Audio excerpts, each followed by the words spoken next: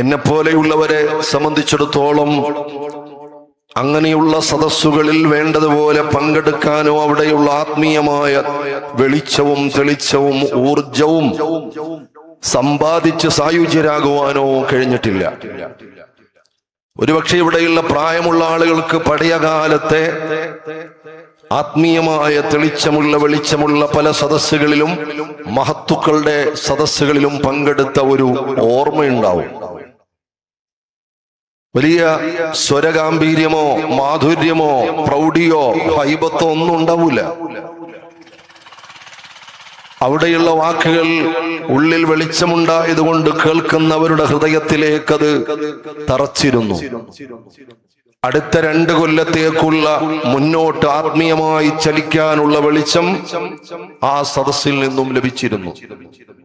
ഒരുപക്ഷെ മദ്രസയുടെ തിണ്ണയിലേക്ക് മഴ പെയ്തപ്പോൾ പോലും കയറി നിന്നിട്ടുള്ള പാരമ്പര്യമില്ലാത്ത, കൂടുതൽ മദ്രസ ക്ലാസ് പോലും പഠിച്ചിട്ടില്ലാത്ത സാധാരണക്കാരായ ആളുകൾ ഇന്ന് ദർസിൽ ഓതിയ ആളുകളെക്കാൾ മസ്അലകൾ നല്ലതുപോലെ അറിയുന്നവരായിരുന്നു. അതിങ്ങനെയുള്ള ഇൽമിന്റെ സദസ്സിൽ നിന്നും പഠിച്ചതായിരുന്നു. അവർക്കൊക്കെ വലിയ ഈമാനികമായ ആവേശമായിരുന്നു. അവരോടൊക്കെ സംസാരിക്കുമ്പോ കൽബ് പൊട്ടിയിട്ട് കരഞ്ഞുകൊണ്ടല്ലാതെ ഒരു സദസ്സിലും ഇരിക്കലില്ലായിരുന്നു. തിരിച്ചു വീട്ടിലേക്ക് മടങ്ങുമ്പോൾ പുതിയ ഒരു ജീവിതത്തിന്റെ, പുതിയ ഒരു പ്രഭാതത്തിന്റെ പ്രതിജ്ഞാബദ്ധമായ മനസ്സുമായിട്ടാണ് അവർ മടങ്ങിപ്പോകുന്നത്. മഹാനായ തഴവ മുഹമ്മദ് കുഞ്ഞു മൗലവി ഉസ്താദ് അവറുകൾ നവ്വറല്ലാഹു മർഖദ വലിയ മഹാനാണ്. ഈ നാട്ടിലൊക്കെ വഅദ് പറഞ്ഞിട്ടുണ്ടോ എന്ന് എനിക്കറിയില്ല. 999 അവിടുന്ന് വഫാത്താകുന്നത്. ഞാനൊക്കെ ഓതാനിറങ്ങുന്ന ആ വർഷം ബഹുമാനപ്പെട്ടവർ വഫാത്തായി. എന്റെ നാട്ടിൽ നിന്ന് ഒരു 4 കിലോമീറ്റർ 5 കിലോമീറ്റർ സഞ്ചരിക്കുമ്പോൾ അവിടുത്തെ മക്കാമ് കാണാം. പരിസരത്തായിരുന്നിട്ട് കൂടി വേണ്ടതുപോലെ അവിടുത്തെ കൈപിടിച്ചൊന്ന് മുസാഫഹത്ത് ചെയ്യാനോ അവിടുന്ന് ഒരു ഇജാസത്ത് വാങ്ങാനോ അല്ലെങ്കിൽ ദ്വാരപ്പിക്കാനോ ഉള്ള ഭാഗ്യമൊന്നും കിട്ടിയിട്ടില്ല. അതിനുള്ള പക്വതയോ പക്വതയോ പ്രായമൊന്നും ഇല്ലായിരുന്നു എന്നതുകൊണ്ടാണ്. ആ മഹാനായ തഴവ ഉസ്താദിന്റെ വഅദിന്റെ സദസ്സിനെ കുറിച്ചൊക്കെ ഞാൻ കേട്ടിട്ടുണ്ട്. അങ്ങനെ അങ്ങോട്ട് തുടങ്ങി വലിയ ആരിഫ്യങ്ങൾ. നമ്മളൊക്കെ അവര് നിൽക്കുന്ന സ്ഥലത്ത് നിൽക്കുന്നു, അന്നിരുന്നവരെ പോലെ നമ്മളും ഇരിക്കുന്നു. നമ്മൾ പോകുമ്പോൾ ബാക്കി എന്താണ് ഉണ്ടാവുക എന്ന് കാര്യമായി ആലോചിക്കണം. നമ്മുടെ സമയത്തിന് വലിയ മൂല്യമുണ്ട്. സ്വർഗത്തോളം വാല്യൂ ഉള്ളതാണ് നമ്മുടെ സമയം. നമ്മുടെ ഈ ടൈം ഈസ് ഈക്വൽ ടു സ്വർഗം. ഈ സമയം ഉപയോഗപ്പെടുത്തിയിട്ടാണ് സ്വർഗം വാങ്ങാനുള്ളത്. ആത്മീയ ലോകത്തിൽ വിജയിക്കാനുള്ളത് ഈ സമയം യൂട്ടിലൈസ് ചെയ്തിട്ടാണ്, ഉപയോഗപ്പെടുത്തിയിട്ടാണ്. അപ്പോൾ സ്വർഗത്തോളം വാല്യൂ ഉള്ളതാണ് നമ്മുടെ ഈ സമയം. അത് അള്ളാഹു നമ്മോട് ചെയ്തൊരു കാരുണ്യമാണ്. ചെറിയ സമയത്തിൽ ഒന്ന് ശ്രദ്ധിച്ചാൽ അനശ്വരമായ സ്വർഗം നമുക്ക് നൽകാമെന്ന് പറഞ്ഞ പടച്ചവൻ എത്ര കാരുണ്യവാൻ. 1000 വർഷം നിങ്ങൾ സുജൂദ് ചെയ്തെങ്കിലേ നിങ്ങൾക്ക് സ്വർഗം തരൂ. ഒരു ദിവസം 25 വഖത്ത് നിങ്ങൾ നിസ്കരിച്ചെങ്കിലേ സ്വർഗം തരൂ എന്ന് അള്ളാഹു വ്യവസ്ഥ വെച്ചാൽ നിവർത്തിയില്ല, ചെയ്തേ പറ്റുള്ളൂ. നമ്മൾ അടിമകളാണ്. ഒരു 5 വഖത്ത് കൃത്യമായ ഇടവേളകളിൽ 5 വഖത്ത് 5 മിനിറ്റ് വീതം 25 മിനിറ്റ് 24 മണിക്കൂറിൽ കൃത്യമായി നിർവഹിക്കണമെന്ന് പറഞ്ഞ് ബാക്കി അവന്റെ ജീവിതവുമായി ബന്ധപ്പെട്ടിട്ടുള്ള സൂക്ഷ്മതയുടെ തലങ്ങളുമായി ബന്ധപ്പെട്ട് മനുഷ്യൻ ചിലവഴിക്കുന്ന സമയങ്ങൾ, ആ സമയത്തിന് പകരമാണ് അല്ലാഹു സ്വർഗം തരുന്നത്. ഞാൻ പറഞ്ഞു വരുന്നത്, ആ സമയം വിലയുള്ളതായത് കൊണ്ട് തന്നെ നമ്മുടെ ഇരുത്തവും പറച്ചിലും കേൾക്കലും ഒരുമിച്ച് കൂടലും ഈ അധ്വാനവും ഒക്കെ വലിയ വാല്യൂ ഉള്ളതാണ്. സ്വർഗം വാങ്ങാൻ എന്നൊരു നിയത്ത് വേണം. അത് പാഴായി പോകാൻ പാടില്ല. അല്ലാഹു തആല നല്ല ബറക്കത്തുള്ള സമയമാക്കി തരട്ടെ. ആമീൻ പറയുന്നത് എനിക്ക് കേൾക്കാൻ പറ്റാത്തത് കൊണ്ടാണോ എന്നറിയില്ല, എനിക്കറിയില്ല. മാത്രല്ല ചിലപ്പോ ഇഖ്ലാസ് കൊണ്ട് സൗണ്ട് വെളിയെ വരുന്നില്ല ഉസ്താദെ, ആമീൻ അങ്ങോട്ട് പറഞ്ഞിട്ടുണ്ടല്ലോ, ഇഖ്ലാസ് കൂടിയിട്ട് സൗണ്ട് അങ്ങോട്ട് വരുന്നില്ല, അങ്ങനെ ഉണ്ടാവും. അപ്പൊ അത്ര ഇഖ്ലാസ് ഒന്നും വേണ്ടെന്ന് പറയുന്നില്ല, എന്നാലും കുറച്ചൊക്കെ ഒരു സൗണ്ട് വന്നോട്ട്. ആമീനൊക്കെ കേൾക്കുമ്പോ ഉണ്ടല്ലോ പറയുന്ന ആൾക്ക് ഉറങ്ങല്ല എന്നുള്ളൊരു അങ്ങനെ. അപ്പൊ അതുകൊണ്ട് ആമീൻ ഉറച്ചുണ്ടാവണം, കുറച്ച് ശബ്ദത്തിലുണ്ടാവണം, സ്വലാത്ത് ഉറച്ചു ചെല്ലണം. അൽഹംദുലില്ലാഹ് നല്ല ഒരു ബറക്കത്തുള്ള മണ്ണാണ്, റാഹത്തുള്ള മണ്ണാണ്. അല്ലാഹുവേ ഞങ്ങളെ നീ അനുഗ്രഹിക്കണം റഹ്മാനെ. കുറച്ച് ചെറിയ മക്കൾ മാത്രമേ ആമീൻ പറഞ്ഞോളൂ. കാരണം ചില ആളുകൾ വിചാരിക്കുക ഞാൻ ഇവിടെ നിന്ന് ആമീൻ പറഞ്ഞാൽ ഞാൻ ഈ നാട്ടിലെ വലിയ കാര്യപ്പെട്ട ആളാണ്, വലിയ ആചാരാണ്, വലിയ തറവാട്ടുകാരനാണ്, വലിയ പ്രൊഫൈലുള്ള ആളാണ്, എഡ്യൂക്കേഷൻ ലെവലൊക്കെ നല്ല ഉയർന്ന ആളാണ്, എല്ലാവരും ബഹുമാനിക്കുന്ന ആളാണ്. ഞാനിവിടെ ഇങ്ങനെ ഉറച്ച ആമീൻ പറഞ്ഞാൽ എന്റെ സ്റ്റാറ്റസിന് കുറവാണ് എന്ന് ചിന്തിച്ചിട്ടാണോ എന്ന് ഞാൻ തെറ്റിദ്ധരിക്കുന്നില്ല. ഒന്നും കൂടെ നോക്കാം. ഇവിടെ 5-6 കുട്ടികൾ മാത്രമേ ആമീൻ പറഞ്ഞുള്ളൂ. അല്ലാഹു തആല കബൂലാക്കി തരട്ടെ. എന്റെ തെറ്റിദ്ധാരണയാണ്, പൊരുത്തപ്പെടുക ഇൻഷാ അല്ലാഹ്. അല്ലാഹു തആല ഖൈറും ബറക്കത്തും നൽകി അനുഗ്രഹിക്കുമാറാകട്ടെ. മഹാനായ തഴവ ഉസ്താദിനെ പോലെയുള്ള മഹത്തുക്കൾ നസീഹത്ത് നടത്തിയിരുന്ന സദസ്സുകളിൽ ഉണ്ടായിട്ടുള്ള അത്ഭുതങ്ങൾ ചെറുതല്ല. നമുക്കതൊന്നും ഇനി തിരിച്ചു പിടിക്കാൻ കഴിയുമോ എന്ന് ചോദിച്ചാൽ പൂർണ്ണമായ ഒരു മറുപടി പറയാനും കഴിയില്ല. അങ്ങനെയുള്ള കാലമാണ്. എന്റെ പ്രിയപ്പെട്ട സഹോദരങ്ങളെ, തിരുവനന്തപുരം ജില്ലയിൽ പോത്തങ്കോട് എന്ന് പറയുന്ന പ്രദേശത്ത് മഹാനായ തഴവ ഉസ്താദ് വഅദ് പറയുകയാണ്. ഞാൻ ചില പ്രഭാഷണങ്ങളിൽ അത് പറഞ്ഞിട്ടുണ്ട്. പോത്തങ്കോട് എന്ന് പറയുന്ന പ്രദേശം തിരുവനന്തപുരം ജില്ലയിലാണ്. അന്നൊരു ചെറിയ ഗ്രാമമായിരുന്നു, ഇന്ന് വലിയ സിറ്റിയാണ്. വലിയ സിറ്റിയാണ് തിരുവനന്തപുരം ടൗൺ കഴിഞ്ഞാൽ ഇന്നിപ്പോ ഏറ്റവും വലിയ വിലയുള്ള ഒരു ഏരിയയാണ് പോത്തങ്കോട്. മഹാനായ തഴവ ഉസ്താദ് വഅദ് പറയുകയാണ്. വഅദ് പറയുന്ന ആ സമയം ധാരാളം ആളുകൾ തടിച്ചുകൂടിയിട്ടുണ്ട്. ഒരു ചെറുപ്പക്കാരൻ, മത്സ്യക്കച്ചവടക്കാരനായ ചെറുപ്പക്കാരൻ, തന്റെ മത്സ്യമെല്ലാം വിറ്റ് തീർന്ന് കാലിക്കുട്ട പഴയ സൈക്കിളിന്റെ പുറകിൽ വെച്ച് കെട്ടി വീട്ടിലേക്ക് ലക്ഷ്യം വെച്ചുകൊണ്ട് സൈക്കിൾ ചവിട്ടി വരിക. ഞാൻ എന്തിനാ അത് പറയുന്നറിയോ? ഇൽമിന്റെ സദസ്സിനൊരു മഹത്വം ഉണ്ട്. ഇൽമിന്റെ പുസ്തകം പറഞ്ഞില്ലേ, പൂന്തോപ്പാണ്, അത് ഉറപ്പുള്ള കാര്യമാണ്. ദോഷിയ എന്നെ പോലെയുള്ള ആളുകൾ വന്നു നിന്നാലും സദസ്സിന്റെ ബർക്കത്ത് കുറയൂല. തെറ്റുകുറ്റങ്ങൾ എമ്പാടുള്ള സദസ്സിൽ ആളുണ്ടെങ്കിലും സദസ്സിന്റെ ബർക്കത്ത് കുറയൂല. കാരണം നമ്മൾ ഒരുമിച്ച് കൂടിയിട്ടുള്ള വലിയൊരു ലക്ഷ്യമാണ്. മഹാനവരുടെ പേരിലാണ്. മലക്കുകളുണ്ടെന്ന് 100% വിശ്വസിച്ചു കൊള്ളണം. ചോദിച്ചാൽ ഉത്തരമുണ്ടെന്ന് വിശ്വസിച്ചു കൊള്ളണം. ഈ ഒരു മജ്ലിസ് കൊണ്ട് അല്ലാഹു സ്വർഗം തരുമെന്ന് വിശ്വസിച്ചു കൊള്ളണം. ഈ മജ്ലിസ് കൊണ്ട് ആത്മീയമായ ഊർജം സാധുവായ പറയുന്ന എനിക്കും കേൾക്കുന്ന നിങ്ങൾക്കും ലഭിക്കുമെന്ന് വിശ്വസിക്കണം. ഇതൊക്കെ ഹദീസിന്റെ വിശദീകരണമാണ്. അപ്പൊ അതുകൊണ്ട് ഇത് കേവലം ഒരു സംസാരമായി, സമയമായി, ഒരുമിച്ച് കൂടലായി ഇതിനെ നിങ്ങൾ മാറ്റരുത്. അല്ലാഹു തആല ബർക്കത്ത് നൽകുമാറാകട്ടെ. ഈ വെള്ളിയാഴ്ച ഈ സാധുവായ ഞാൻ പള്ളിയിൽ നസീഹത്ത് നടത്തി. ഹജ്ജുമായി ബന്ധപ്പെട്ട ചില കാര്യങ്ങൾ പറഞ്ഞു. മഹാനായ ഇമാം ശിബിലി റളിയല്ലാഹു അൻഹുവിന്റെ അടുക്കൽ ഒരു വ്യക്തി വന്ന് ഹജ്ജിന് പോകാനുള്ള അനുവാദം ചോദിച്ചു. അപ്പോൾ ബഹുമാനപ്പെട്ടവർ ചില നസീഹത്ത് കൊടുത്തു. വലിയ മഹാനാണ്, ആരിഫാൻ, സയ്യിദുൽ ആരിഫാൻ, സയ്യിദുനാ ശിബിലി റളിയല്ലാഹു അൻഹു. അങ്ങനെ ഈ മനുഷ്യൻ ഹജ്ജിന് പോയി വന്നതിന് ശേഷവും ബഹുമാനപ്പെട്ടവരെ സമീപിച്ചു. ഞാൻ ഹജ്ജിന് പോയി വരികയാണെന്ന് പറഞ്ഞു.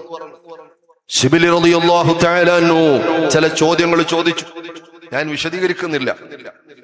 അൽഹംദുലില്ലാഹ്, ഏതൊക്കെയോ കൽബുകളിൽ അത് ഏറ്റെടുത്തു. ഞാൻ സംസാരം കഴിഞ്ഞ് ജുമാ കഴിഞ്ഞ് റൂമിരിക്കുമ്പോ ഒരു കോള് വരികയാണ്. ഒരാളെ വിളിച്ചിട്ട് പറയുന്നു, ഉസ്താദേ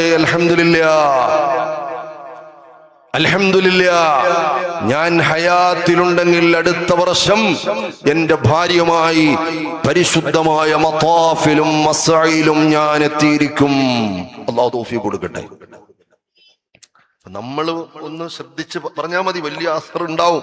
നമ്മുടെയൊക്കെ പുറയിലുള്ള വലിയ ഉസ്താദന്മാരാണ്, വേദിയിലുള്ള വലിയ വലിയ ഉസ്താദന്മാരാണ്, നമ്മളെ ഇൽമു പഠിപ്പിച്ചു തന്ന വലിയ ഉസ്താദന്മാരാണ്.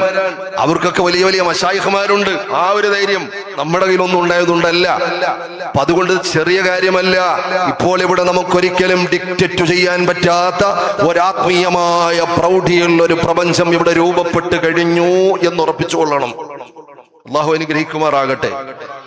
മഹാനായ തടവ ഉസ്താദിന്റെ സദസ്, ഞാൻ എന്തിനാ പറഞ്ഞത്, ഒരു സദസ്സിന്റെ ആദാബ് പരിഗണിച്ച് ആഗ്രഹത്തോടെ റബ്ബേ എന്നെ ഒന്ന് നന്നാക്കി തരണോ എന്ന് വിചാരിച്ച് ഞാൻ പറഞ്ഞാൽ, എന്നെ ഒന്ന് നന്നാക്കി തരണം റബ്ബേ എന്ന് വിചാരിച്ച ഒരാൾ കേട്ടാൽ അത് ഖിലാസോടെ ഓൺലൈൻ ലത്തീഫ് സാഹിബിന്റെ ഓൺലൈൻ സംവിധാനത്തിലൂടെ ലോകത്ത് എവിടെ ഇരുന്ന് കേട്ടാലും ശരി, നിയത്താണല്ലോ പ്രധാനം.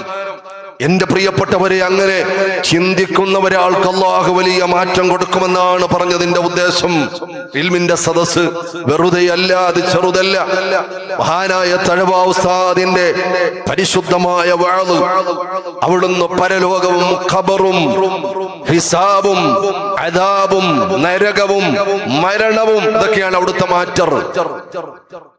എന്റെ പ്രിയപ്പെട്ടവരെ, ബഹുമാനപ്പെട്ടവരെ, വഅദ് പറയുന്നു, എത്ര ദോഷിയാണെങ്കിലും ഒരു ഇൽമിന്റെ മജ്‌ലിസിനെ ആഗ്രഹിക്കുകയും ആദരവോടെ കാണുകയും ചെയ്താൽ അല്ലാഹു പരിഗണിക്കും. അവിടെ പാപമൊന്നും വിഷയമല്ല. ഇൽമിന്റെ മജ്‌ലിസിനെ ആദരിച്ചാൽ അല്ലാഹു പരിഗണിക്കും. അലി അക്ബർ എന്നു പേരുള്ള സാധുവായ ചെറുപ്പക്കാരൻ വരുമ്പോൾ അദ്ദേഹത്തിന്റെ ബാക്ക്ഗ്രൗണ്ട് അറിയോ? ജീവിതത്തിൽ ഒരു വഖത്ത് നിസ്കരിച്ചിട്ടില്ല, ഒരു വഖത്ത് നിസ്കരിച്ചിട്ടില്ല, പള്ളിയിൽ കയറി നിന്നിട്ടില്ല. മഴ പെയ്യുമ്പോൾ പോലും പള്ളിയുടെ തിണ്ണയിലേക്ക് കയറി നിന്ന ഒരു പാരമ്പര്യം അദ്ദേഹത്തിനില്ല, ഒരു അമലുമില്ല. അല്ലാഹു എന്ന് ഉള്ളു തുറന്ന് ഒരു തവണ പോലും വിളിച്ച ഓർമ്മയില്ലാത്ത, പേരുകൊണ്ട് മാത്രം മുസ്ലിമായ അലി അക്ബർ എന്ന് പറയുന്ന സഹോദരൻ മഹാനായ തഴവ ഉസ്താദ് വഅദ് പറയുന്ന സദസ്സിന്റെ സൈഡിലൂടെ സൈക്കിൾ ചവിട്ടി വരുമ്പോൾ ആൾക്കൂട്ടവും വെളിച്ചവും കൊണ്ടൊന്ന് തലതിരിച്ചതാണ് തുടക്കം. അല്ലാഹു തൗഫീഖ് തരട്ടെ. ഞാനിപ്പോ ഇങ്ങോട്ട് വന്ന സമയത്ത് എനിക്ക് തോന്നുന്നു ഇവിടെ ഒരു ബസ് സ്റ്റോപ്പ് പോലെ ഒരു സ്ഥലത്ത് കുറെ ചെറുപ്പക്കാരിരിക്കുന്നുണ്ട്. അൽഹംദുലില്ലാഹ്, കണ്ടപ്പോ സന്തോഷം തോന്നി. അവരെ അവിടെ കേൾക്കാനിരിക്കുകയാണ്. മക്കളെ, നിങ്ങൾ ഇങ്ങോട്ട് വന്നാൽ സീറ്റ് ഇല്ലെങ്കിൽ ഇവിടെയുള്ള ഉസ്താദുമാർ എഴുന്നേറ്റ് തന്ന് നിങ്ങളെ ഇരുത്തും. അതാണ് സുന്നത്ത് ജമാഅത്തിന്റെ ഒരു പാരമ്പര്യം. കൂട്ടത്തിൽ പറയുകയാണ്, ഈ നാട് വലിയ മതസൗഹാർദ്ദത്തിനെക്കാലവും പേരുകേട്ട മണ്ണാണ്. നമ്മുടെ രാജ്യത്ത് അപൂർവമായ കാഴ്ചയായി പോകുന്ന, പ്രത്യേകിച്ച് നോർത്ത് ഇന്ത്യയിൽ ഭീതിതമായ സാഹചര്യങ്ങൾ അടിക്കടി വാർത്താ മീഡിയ മാധ്യമങ്ങളിലൂടെ നമ്മൾ കാണുമ്പോ, എന്റെ പ്രിയപ്പെട്ടവരെ, മഹാനായ വലിയുല്ലാഹി പോക്കറുപ്പാപ്പ എന്ന് പറയുന്ന ഈ മഹാന്റെ ചാരത്തുകൂടി ഒരു ഹൈന്ദവനായ ക്രൈസ്തവനായ സഹോദരൻ ഈ റോഡിലൂടെ കടന്നുപോയാൽ നെഞ്ചിൽ കൈവച്ച് ആദരവോടുകൂടി അല്ലാതെ പാസ് ചെയ്യാത്തൊരു നാടാണ്.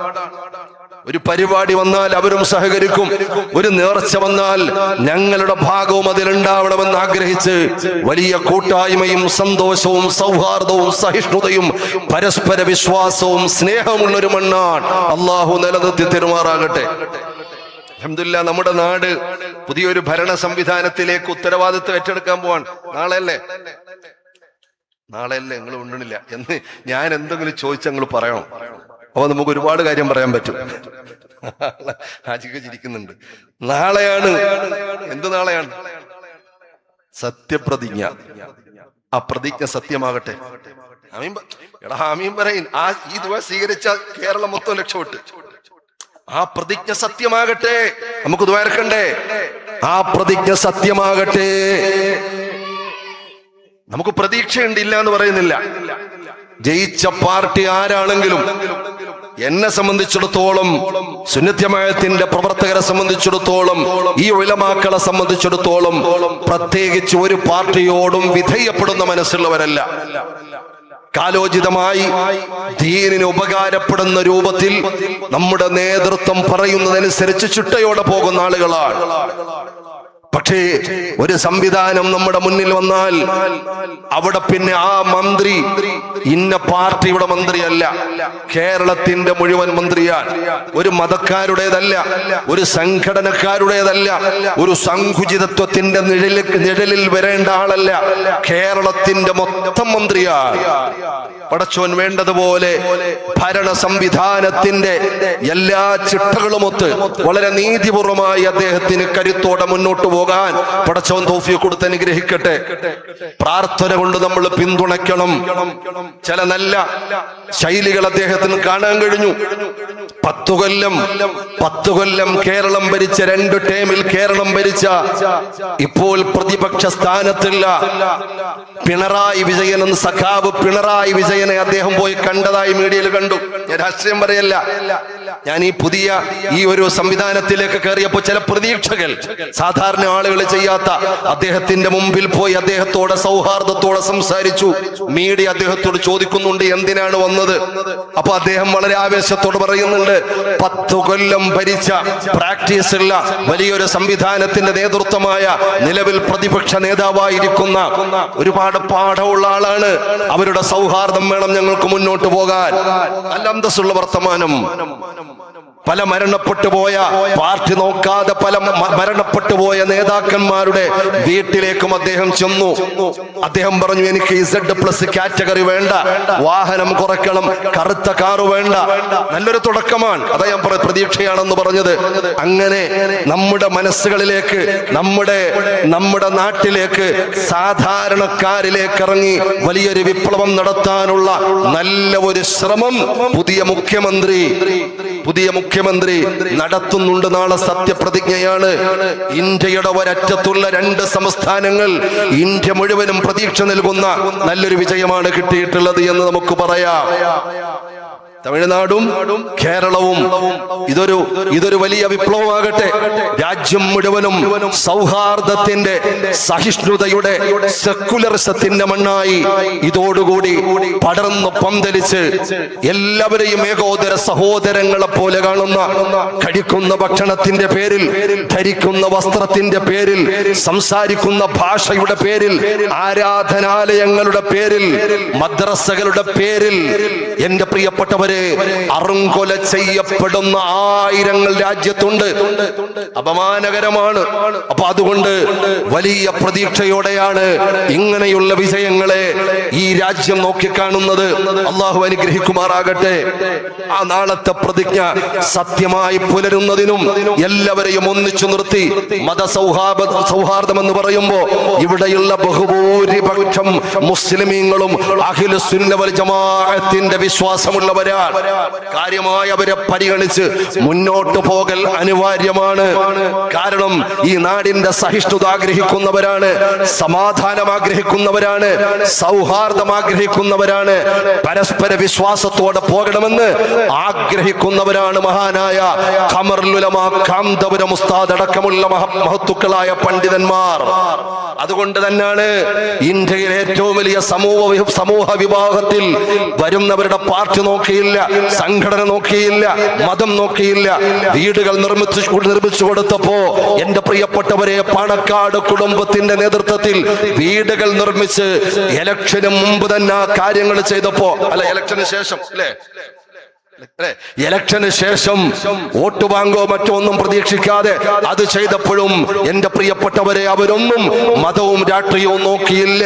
ഇതാണ് ഇവിടെയുള്ള മുസ്ലിമീങ്ങളുടെ പാരമ്പര്യം, ഇതാണ് അഹ്ലുസുന്നയുടെ പാരമ്പര്യം. അതുകൊണ്ട് ഇവിടെയുള്ള ബഹുഭൂരിഭാഗം വിശ്വാസികളായ അഹ്ലുസുന്ന വൽ ജമാഅത്തിന്റെ എല്ലാവിധമായ മുന്നോട്ടുള്ള തേരോട്ടത്തിനും സഹായകരമാം വിധം, സപ്പോർട്ടാം വിധം അവർക്ക് മുന്നോട്ട് പോകാൻ പടച്ചവൻ തൗഫീഖ് കൊടുക്കട്ടെ എന്ന് സന്ദർഭോചിതമായി പ്രാർത്ഥിക്കുകയാണ്. കടന്നു വരാം.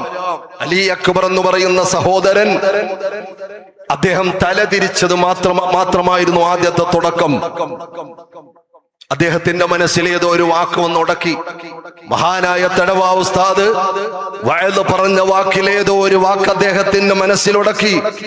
എന്റെ പ്രിയപ്പെട്ട സഹോദരങ്ങളെ, ബഹുമാനപ്പെട്ട തടവ ഉസ്താദ് പറഞ്ഞ ഖബറോ നരകമോ പേടിപ്പെടുത്തുന്ന ഭയാനകമായ ഭയവിഹ്വലതയുള്ള ഏതോ ഒരു രംഗം ആ മനസ്സിൽ സ്വാധീനിച്ചു. അദ്ദേഹം സൈക്കിൾ സ്ലോ ചെയ്തു. അദ്ദേഹം സൈക്കിൾ അവിടെ നിർത്തി. കുറച്ചുനേരം റോഡിൽ നിന്ന് കേട്ടു. മനസ്സിന് സമാധാനമില്ല. സദസ്സിലേക്ക് വന്നു.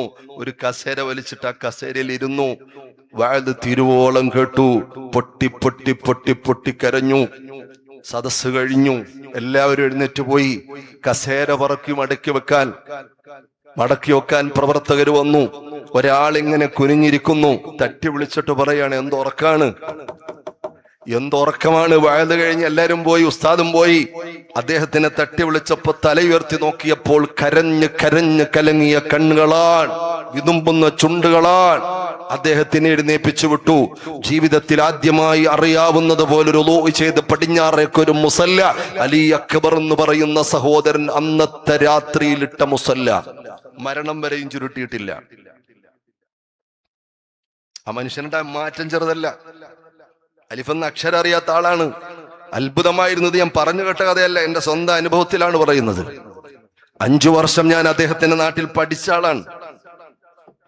എന്റെ പ്രിയപ്പെട്ടവരെ, അദ്ദേഹം ഖളായി പോയ നിസ്കാരങ്ങൾ വീട്ടാൻ തുടങ്ങി. അദ്ദേഹം അന്ന് രാത്രി മുഴുവൻ കരയാൻ, തൗബ ചെയ്യാൻ. ഒരൊറ്റ സദസ്സിലേക്ക് തലതിരിച്ചിട്ടേ ഉള്ളൂ. അതുകൊണ്ട് എന്റെ പ്രിയപ്പെട്ട മക്കളെ, വലിയ പ്രതീക്ഷയാണ് ഇവിടെയുള്ള യുവാക്കളെ കൊണ്ട്. ഇവിടെയുള്ള യുവാക്കളാണ് ഈ നാടിനെ നയിക്കേണ്ടവർ, ഈ നാടിന് മാതൃകയാകേണ്ടവർ. അവരൊന്ന് നെഞ്ചു വിരിച്ച് നിന്നാൽ ഈ നാട് നന്നാവും. അല്ലാഹു ആ യുവാക്കൾക്കൊക്കെ ബറക്കത്ത് കൊടുക്കട്ടെ. അതുകൊണ്ട് വളരെ സ്നേഹത്തോടെ ഞാൻ അവരെ ക്ഷണിക്കുകയാണ്. എന്റെ പ്രിയപ്പെട്ട സഹോദരങ്ങളെ, അടുത്ത ദിവസം പ്രഭാതം നിസ്കാരം കഴിഞ്ഞ്, സുബഹി നിസ്കാരം കഴിഞ്ഞ്, ഈ അലി അക്ബർ എന്ന് പറയുന്ന സഹോദരൻ തഴവ എന്ന് പറയുന്ന കുഗ്രാമത്തിലേക്ക് വണ്ടി കയറുകയാണ്. തിരുവനന്തപുരത്ത് നിന്ന് തഴവ ഉസ്താദിന്റെ വീട്ടിൽ പോയി വാതിലിന് മുട്ടി. വാതിൽ തുറന്നു. തഴവ ഉസ്താദ് എന്ന പ്രൗഢിയുള്ള ആ മനുഷ്യന്റെ മുഖം കണ്ടു.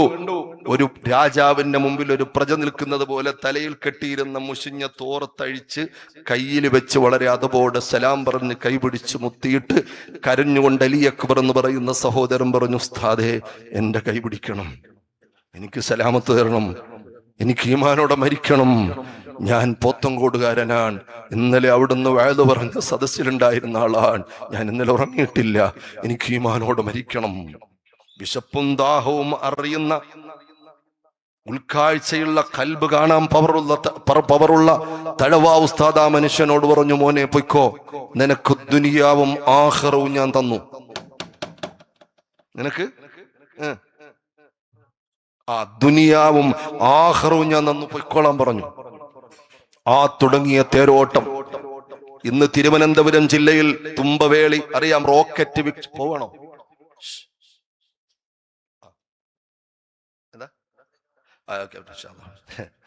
അല്ലാഹു ആഫിയത്ത് കൊടുക്കട്ടെ. ഞാൻ വെറുതെ ചോദിച്ചാണ്, നിങ്ങൾ ഉറക്കം മാറ്റാൻ വേണ്ടി ചോദിച്ചാണ്. മൂപ്പര് പോരും. തുമ്പവേളി റോക്കറ്റ് വിക്ഷേപണ കേന്ദ്രം തുമ്പവേളി. ആ വേളയിൽ ഒരു പള്ളിയുണ്ട്, കൊച്ചുവേളി പള്ളി. ആ ജുമാഅത്ത് പള്ളിയുടെ പുറഭാഗത്ത് ഏകദേശം ഇടത് സൈഡിലായിട്ടാണ് ഇപ്പൊ അദ്ദേഹം അന്ത്യവിശ്രമം കൊള്ളുന്നത്. ആമീൻ പറഞ്ഞോ? ആ ആമീൻ കൊണ്ട് നമുക്കും വലിയ ബർക്കത്തുണ്ടാവും. അത്ര വലിയ മഹത്വം അദ്ദേഹത്തിന് അള്ളാഹു പിന്നീട് കൊടുത്തു. അള്ളാഹു മഗ്ഫിറത്തും റഹ്മത്തും കൊടുത്ത് അനുഗ്രഹിക്കുമാറാകട്ടെ. നിങ്ങൾക്കറിയോ, ആ മനുഷ്യൻ പിന്നെ ജീവിതത്തിൽ ഒരു കറാഹത്ത് പോലും ചെയ്യാത്ത സംശുദ്ധമായ ജീവിതം നടത്തിയെന്ന് മാത്രമല്ല, അദ്ദേഹം പിന്നീട് വിശുദ്ധമായ ഖുർആൻ ഒരാളും പഠിപ്പിച്ചു കൊടുക്കാതെ സ്വന്തമായി ഓതാൻ തുടങ്ങി. ഒരാളും പഠിപ്പിച്ചു കൊടുത്തിട്ടില്ല, സ്വന്തമായി ഖുർആൻ ഓതാൻ തുടങ്ങി. ഞാൻ ഓർക്കുകയാണ്, വല്ലുഹാ വല്ലൈലി ഇദാ സജാ മാ വദ്ദഅക റബ്ബുക വമാ ഖലാ വലൽ ആഖിറതു ഖൈറുൽ ലക മിനൽ ഊലാ വലസൗഫ യുഅതീക റബ്ബുക ഫതർലാ. ആ പരിശുദ്ധമായ ചെറിയ ചെറിയ സൂറത്തുകൾ ഈ സാധുവായ അന്ന് ഞാൻ അവിടെ പഠിച്ചുകൊണ്ടിരിക്കുന്ന മുത്തഅല്ലിമായി എന്റെ മുമ്പിൽ കരഞ്ഞുകൊണ്ട് ഓതുകയാണ്. അലി അക്ബർ എന്ന് പറയുന്ന ആ സഹോദരൻ ഓതുകയാണ്. മുത്തഅല്ലിമീങ്ങളോട് വലിയ സ്നേഹമുള്ള ആളാണ്. ഓതിയിട്ട് പറയുന്നു, ഉസ്താദേ, ഞാൻ ഓതിയതിൽ എന്തെങ്കിലും തെറ്റുണ്ടോ? എന്നെ ആരും പഠിപ്പിച്ചതല്ല, ഒരു ഉസ്താദിന്റെ അടുക്കൽ ഞാൻ പോയിട്ടില്ല. റബ്ബെനിക്ക് തന്ന തഴവ ഉസ്താദിന്റെ ബറക്കത്ത് കൊണ്ട് എനിക്ക് തന്ന പരിജ്ഞാനം ാണ്. ഞാൻ ഓതിയതിൽ എന്തെങ്കിലും തെറ്റുണ്ടോ? പിന്നീട് അദ്ദേഹം ഒരു ഫാത്തിഹ ഓതി ഒരു ഗ്ലാസ് വെള്ളത്തിൽ ഊതി കൊടുത്താൽ മാരകമായ രോഗങ്ങൾക്ക് അല്ലാഹു തആല അത് ശിഫ വെച്ചു കൊടുത്തു. ആളുകളെ വീട്ടിൽ ക്യൂ ആണ്. പിന്നെ നേരം വെളുത്താൽ സമയമില്ല. ഞാൻ പറഞ്ഞാൽ അറിയുന്ന വലിയ വലിയ ഇന്ന് കേരളത്തിൽ തലയെടുപ്പുള്ള പല പണ്ഡിതന്മാരും ആ വീട്ടിന്റെ വാതിക്കൽ വന്നു. ദർസിന് വേണ്ടി ദ്വാരക്കണേ ഉസ്താദേ, ഉസ്താദേ എന്നാ പിന്നെ വിളിക്കുക. ഞങ്ങളൊക്കെ വേളി ഉസ്താദ് ഏതായിരുന്നു വിളിച്ചിരുന്നത്. ഞാൻ ചുരുക്കുകയാണ് ആ ഭാഗം. എന്റെ പ്രിയപ്പെട്ട സഹോദരങ്ങളെ, ആ നിലക്ക് മഹാനായ തഴവ ഉസ്താദിനെ പോലെയുള്ള മഹത്തുക്കളുടെ ഒരു കാലം ഉണ്ടായിരുന്നു, വെളിച്ചമുള്ള കാലം. ഞാൻ അതാ പറഞ്ഞത്, വയലിന്റെയും പ്രസംഗത്തിന്റെയും നസീഹത്തിന്റെയും ക്ലാസിന്റെ ഒക്കെ മാനം മാറിപ്പോയി. അള്ളാഹു അനുഗ്രഹിക്കുമാറാകട്ടെ. ആമീൻ പറയും. അള്ളാഹു അനുഗ്രഹിക്കുമാറാകട്ടെ. ഔലിയാക്കളെ കുറിച്ച്, ആരിഫീങ്ങളെ കുറിച്ച്, സ്വാലിഹീങ്ങളെ കുറിച്ച്, മഹത്തുക്കളെ കുറിച്ച് അനുസ്മരിക്കേണ്ട ഒരു സദസ്സായത് കൊണ്ടാണ് നമ്മുടെ ഈ നൂറ്റാണ്ടിൽ അറിയപ്പെട്ട മഹത്തുക്കളിൽ പ്രധാനപ്പെട്ട ഒരു മഹാനായ തഴവ ഉസ്താദ്, നമുക്കെല്ലാം പരിചയമുള്ള, നമുക്ക് അനുഭവമുള്ള ഒരു മഹാനെ കുറിച്ച് ഞാൻ പറഞ്ഞു തുടങ്ങിയത്. അതുകൊണ്ടാ എന്റെ പ്രിയപ്പെട്ടവരെ, ഔലിയാക്കന്മാരുടെ റൂട്ട് നമ്മൾ ഉദ്ദേശിക്കുന്ന റൂട്ടല്ല, നാം ഉദ്ദേശിക്കുന്ന മേഖലയല്ല, നാം ഉദ്ദേശിക്കുന്ന ലക്ഷ്യമല്ല. രണ്ട് ക്വാളിറ്റിയാണ് അള്ളാഹുവിന്റെ ഔലിയാക്കന്മാർക്ക് അള്ളാഹു പ്രധാനമായും കൊടുത്തത്. ശ്രദ്ധിക്കണേ, നമുക്കൊന്ന് ശ്രമിച്ചു നോക്കാം. ജീവിതത്തിൽ എന്തെങ്കിലുമൊക്കെ നമ്മളെ കൊണ്ടു ആവോ? ഒരു ശ്രമം നമ്മുടെ ജീവിതത്തിൽ നടത്തി നോക്കാം. ആഖിബത്ത് നന്നായി മരിക്കാനുള്ള ഒരു പ്രവർത്തനം നമുക്ക് നടത്തണം. അല്ലാഹു തൗഫീഖ് തരട്ടെ. ഈ ദുനിയാവിൽ നിന്ന് കിട്ടേണ്ട ഏറ്റവും സുപ്രധാനമായ കാര്യം അതാണ്, ആഖിബത്ത് നന്നായി മരിക്കുക. അള്ളാഹുവിനെ പേടിച്ച ആളുകളൊക്കെ അതിനെ പേടിച്ചു.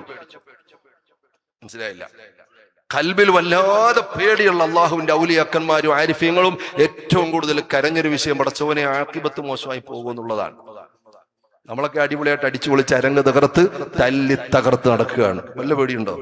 ജീവിതത്തിൽ ഒരു തവണ പടച്ചവനെ എന്റെ അവസാന സമയം മോശമായി പോകുമോ, എന്റെ ആഖിബത്ത് മോശമായി പോകുമോ എന്ന് കരഞ്ഞ ആളുകൾ എത്ര? ഞാനടക്കമുള്ള ആളുകൾ. അള്ളാഹു ചിന്തിക്കാൻ തൗഫീഖ് തരട്ടെ.